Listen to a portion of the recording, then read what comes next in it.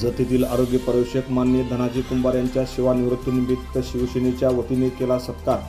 जत येथील आरोग्य पर्यवेक्षक माननीय धनाजी कुंभार यांचा प्रदीर्घ सेवानिवृत्तीनंतर शिवसेना जत तालुक्याचे नेते माननीय शिवाजीराव पडळकर यांनी त्यांचा सत्कार केला। यावेळी TV1 मराठीचे संपादक मनोहर पवार यावेळी खास करून उपस्थित होते। माननीय धनाजी कुंभार यांनी माडगाळ येथून आपल्या सेवेला सुरुवात केली। माडगाळ प्राथमिक आरोग्य केंद्र, त्यानंतर वळसंग आरोग्य केंद्र, त्यानंतर जत येथील आरोग्य केंद्र व खंडे राजुरी येथील प्राथमिक आरोग्य केंद्रामध्ये त्यांनी सेवा केली।